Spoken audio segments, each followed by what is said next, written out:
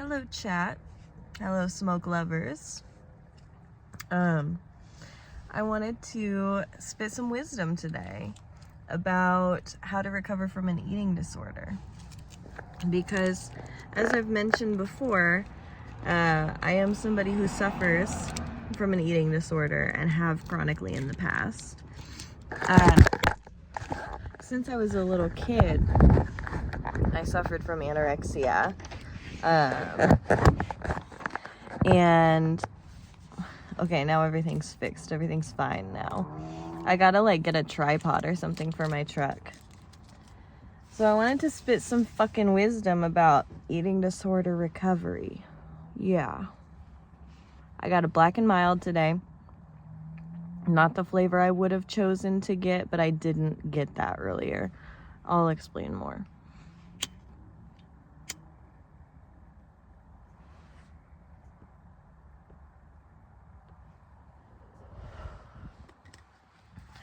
My favorite black and mild flavor are the cream flavor, and there's only one place I've ever been able to find them.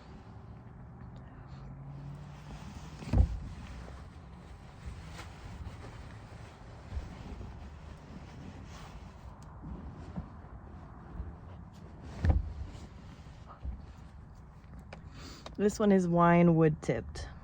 I've also got, excuse me, my Coke Zero Sugar.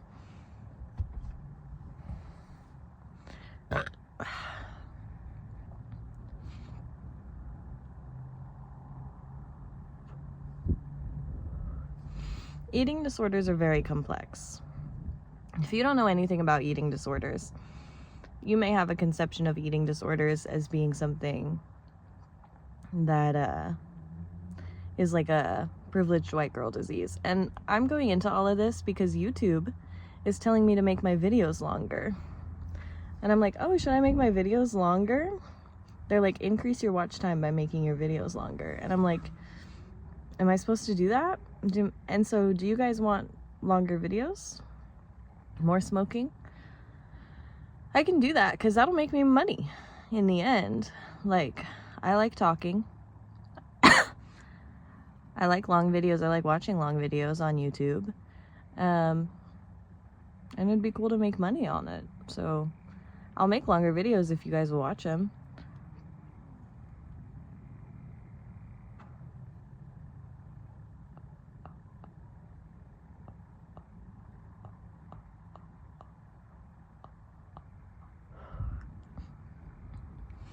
So the conception of eating disorders as like a privileged white woman disease is not only one of the only instances of anti-white racism.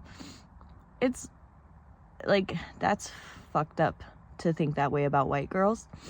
It's also really ignorant of the history and plight of people of color. Let's just call this an American issue. Let's say eating disorders, we're talking about them from an American perspective. From an American perspective, it's really fucked up to ignore the history of how people of color, black people, indigenous people, other immigrants, and immigrant lineage people, have faced food scarcity and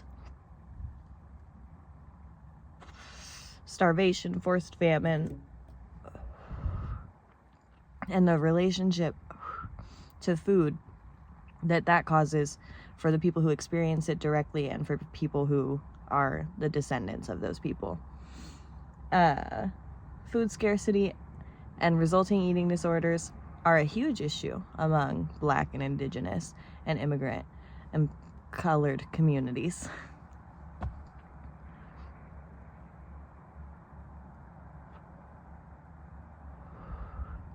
Eating disorders are very complex. Eating disorders more often stem from trauma than they do any kind of body image issue or societal pressure to look a certain way. Those are certainly factors that are important for a lot of people in terms of their eating disorder journeys.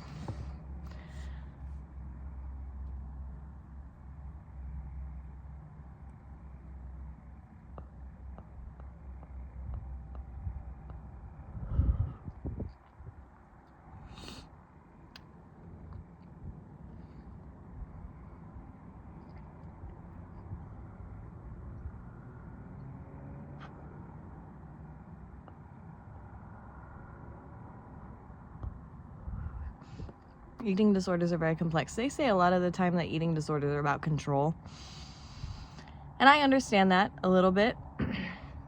I don't quite understand that. I don't quite think that that's my experience of eating disorders, so I'm not going to expand on it too much.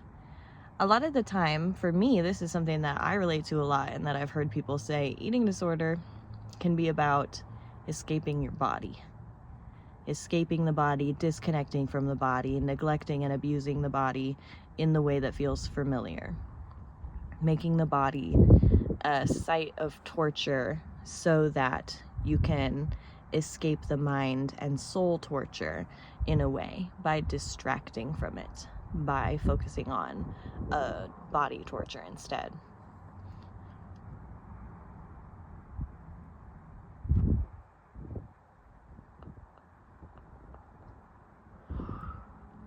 Kind of like how an act of self-harm, you know, physically, like with a blade or a flame or something like that, or your own hands can distract from the mind's pain by bringing you into the body, or how a drug or intoxicant of some sort can distract from the mind's pain or bring you into the body. Eating disorders are a lot like addiction. Eating disorders are a lot like addiction. They change your brain chemistry. They make you feel different.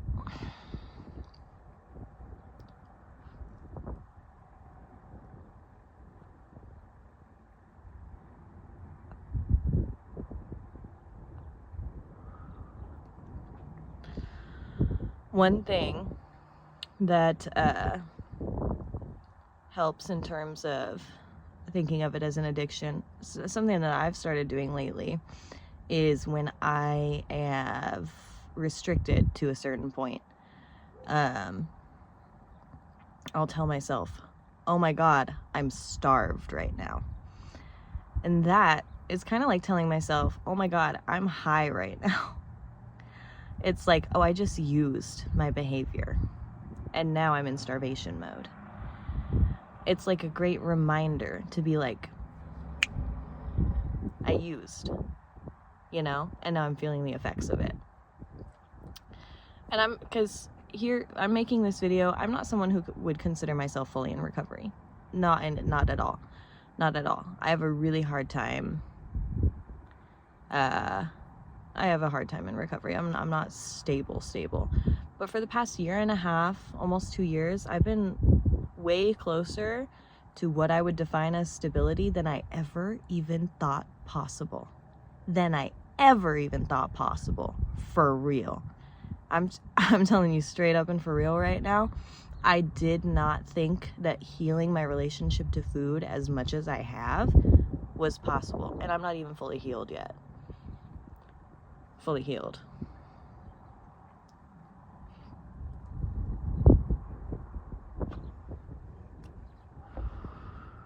Fully healed isn't a real thing, and that's another thing about thinking of eating disorder similar to addiction that I resonate with, is an alcoholic is always an alcoholic. At least that's how I was taught to think of it. Growing up, I went to AA meetings with my dad. Both of my parents are sober. My biological father got sober when I was like a kid, and my mom got sober 9 months before she got pregnant with me. Understand the significance of that. She was pregnant with sobriety as long as she was pregnant with me. That is significant to me. Anyway, so both my parents are sober. I went to a lot of AA meetings as a kid. I was taught the AA mindset, and there are some ways in which I really resonate with it. Where was I going with that?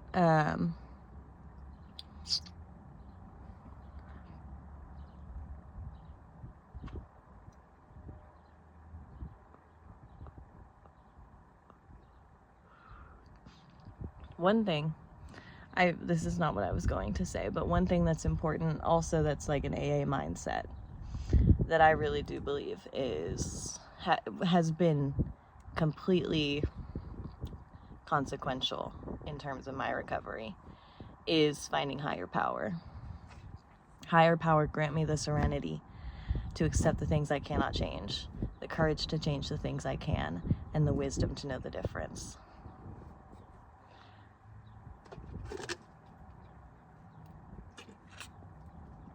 I should have bought a bottle of water at the store. I just have my Coke Zero. All right. We're past the 10-minute mark, which is where YouTube says I should make videos that are at least 10 minutes long in order to retain engagement. Can you believe that?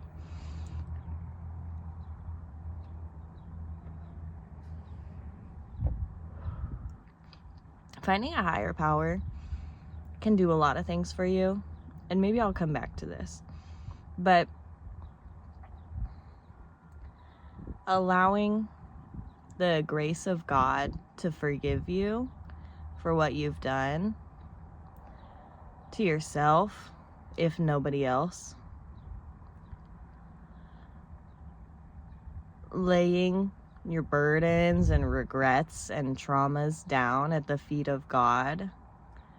And God, me, I'm a real nature religion person. I'm pretty pagan or whatever. The earth and the universe take up our waste. And here's something crazy.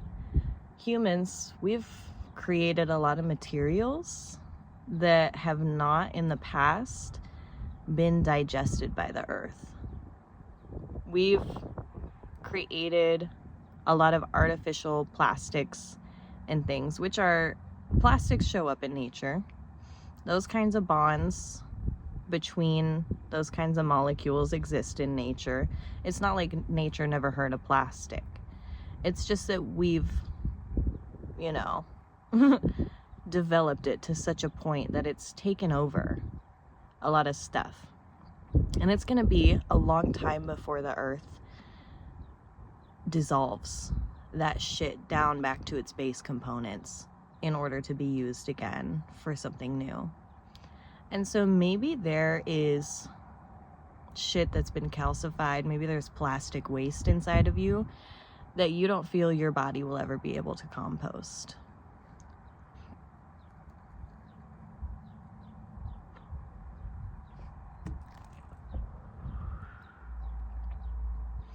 You don't end with you.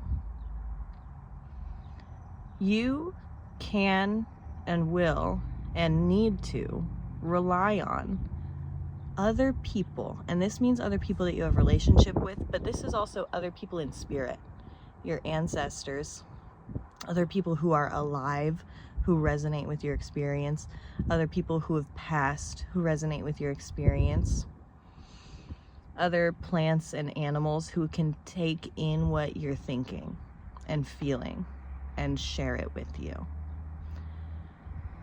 You and your life are not the only ones who are going to tend to you. Because no matter what you do, you are always interacting with the outside world. So even if you think you only tend to yourself now, it's not true. And you will never be the only one who tends to yourself. So you can't and won't be the one to compost all of your own trauma. And being able to accept that and being able to lay some of it down at what I feel is undeniable, the feat of creation. And maybe you don't feel that that's undeniable. Maybe there isn't, maybe you don't understand what I mean when I say that there's like a spark in your heart that connects you to everything else that exists. And you don't have to find that. I'm not telling you what you need to do in your life. I'm telling you what I've experienced.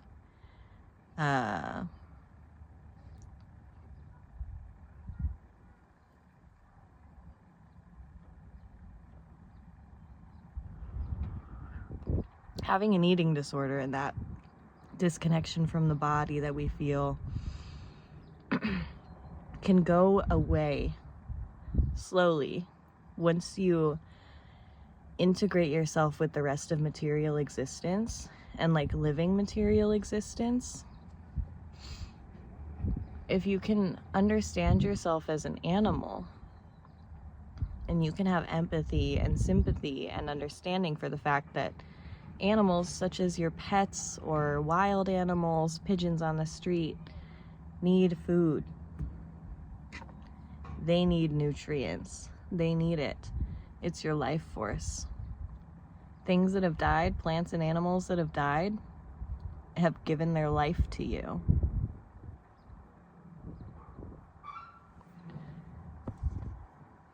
And that's a huge sacrifice.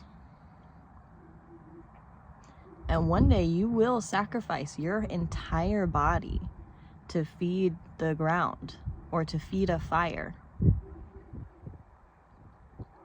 We all make that sacrifice at some point. So it's a dishonor to the plants and animals who have been prepared for you, who have died for you, not to eat them.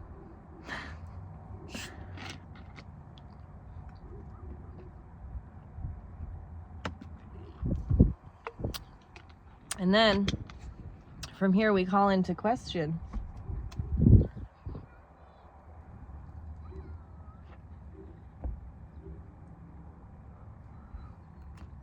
where our food comes from and the ethics of obtaining it. I want to hit my dab pen. We're 17 minutes into the video. It should be good that I hit my dab pen. No one should care, right?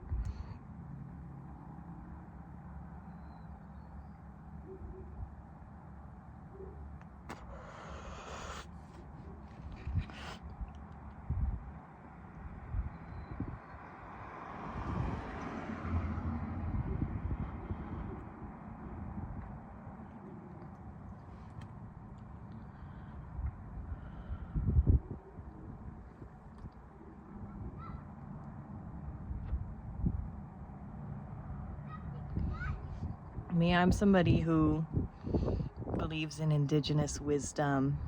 I believe in ancient ways. I believe in respect for the land and the other occupants of the land. I believe in reverence.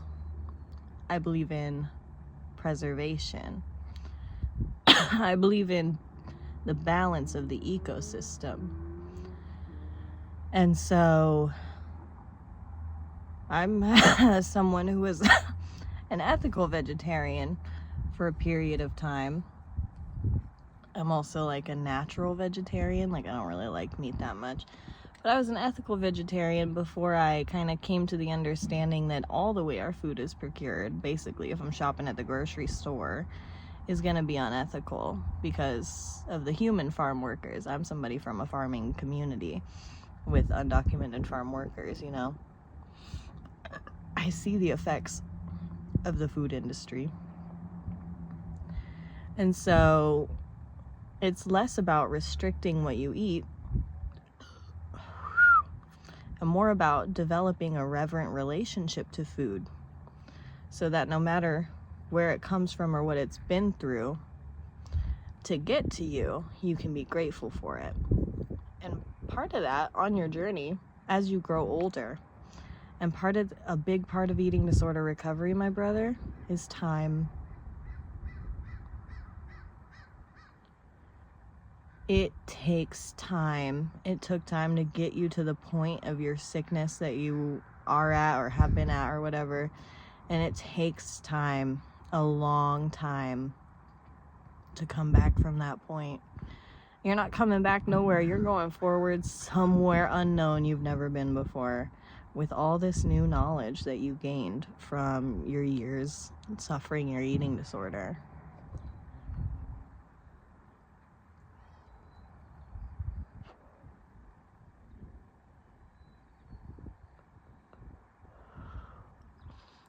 Finding that connection with things that you eat and things that eat and the rest of existence really helps put into perspective how much it matters what it is.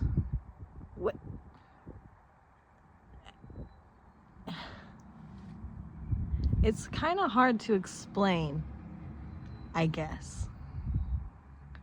how to recover from an eating disorder.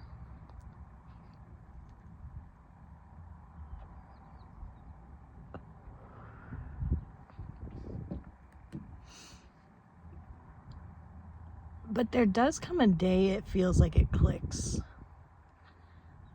I want you to know that. And that doesn't mean you're perfect from that point out. But there comes a time when you have refed enough times and you've come into this period of your body getting used to being fed enough times. And it's like, once you do it for long enough and your body trusts you and you start to really feel so good, like, recovery feels so good. When I'm in periods where there's been months where I've been eating so healthy, months where I've been eating so much that my body feels amazing. When I say healthy, I mean that I'm an anorexic, I'm restrictive. When I eat enough food, my body feels incredible. I always say food gives you superpowers. Food gives you superpowers, brother. It gives you superpowers when you eat. And once that sinks in, it's like starving feels horrible. It doesn't feel good anymore. And this is kind of like how I started feeling about self-harm too. I was a big cutter, and I've been a recreational, occasional cutter in my adulthood, and it never feels the same as it did when I was young and it worked. It never feels the same. It doesn't scratch the same itch anymore. And that's recovery. It's not that you don't relapse sometimes necessarily. It's that every time you do, the appeal is less and less. And it's easier to come back from it. And it's harder to sink as far in because it feels horrible. And your logical and wise mind are like, I know how to prevent this. I can wind the tape forward, and I know what will happen, and I know how to stop that from happening. So that's just what I'm going to do. And then when you stop it from happening, you feel good. And that's just positive reinforcement. It's wonderful.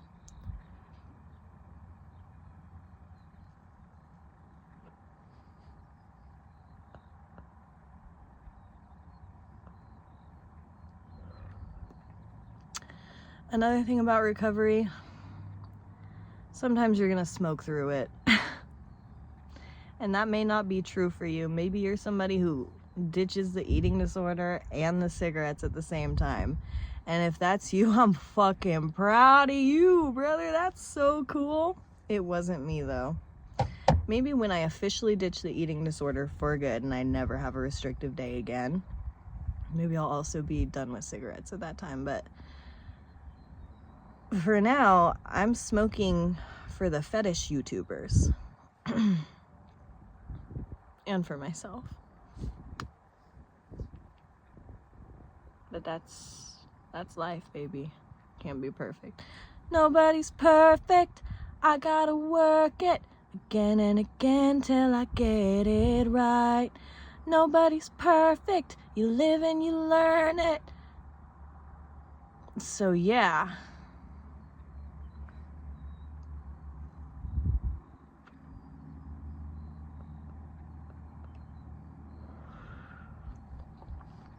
And really pray to God.